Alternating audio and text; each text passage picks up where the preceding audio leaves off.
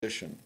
Then the blue incus is separated from the green stapes with a surgical knife.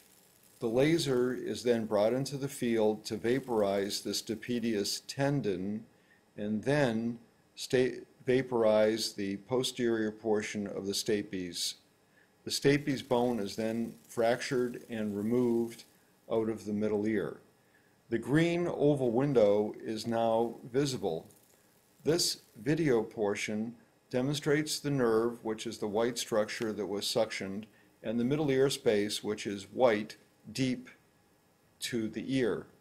The chorda tympani nerve was elevated, which is the white band in front of you, and the back of the ear canal is now widened to gain better access to the stapes bone. Drilling continues until the stapes tendon and the stapes entirely is visible. Once the drilling is completed, the joint is separated with the joint knife, and in this step the tendon is palpated, the joint is palpated and separated by the joint knife. Deep to us, the middle ear space is the whitish area. Then, with a laser, the stapes tendon is vaporized to separate it and free it.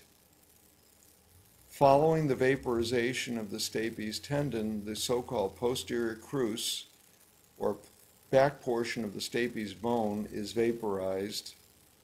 And once that is completed and the stapes is free in back, the stapes bone is then fractured over and removed from the middle ear.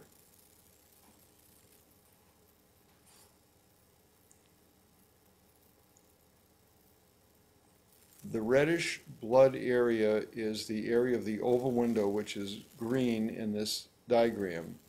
An opening is made into the foot plate, which is green, and then crimped. The prosthesis is crimped onto the blue incus. A soft tissue graft is placed around the piston for a tissue seal. In this actual documentation of video footage of a stapes operation, the foot plate is now being opened with the laser. The char is carefully removed, and the open window to the inner ear or vestibule is visualized in this segment. Then the piston prosthesis is placed onto position and tightened onto the incus. A soft tissue graft is now placed around the base of the piston to create a tissue seal so there is no leakage of fluid from the inner ear. This site heals in approximately 21 days after the initial operation. The drum is then rolled back. In this animation, the drum has been elevated, the chorda tympani nerve reflected, and a multiple rosette type opening into the inner ear is created with several smaller bursts of laser energy, in this case a CO2 laser. This technique is very similar to the other technique that was demonstrated, and the piston is then placed onto the incus and tightened onto the incus. The soft tissue graft is placed around the piston for a tissue seal. The drum is then rolled back. In this animation, a very thick focus of otosclerosis is formed, blocking the entire foot plate.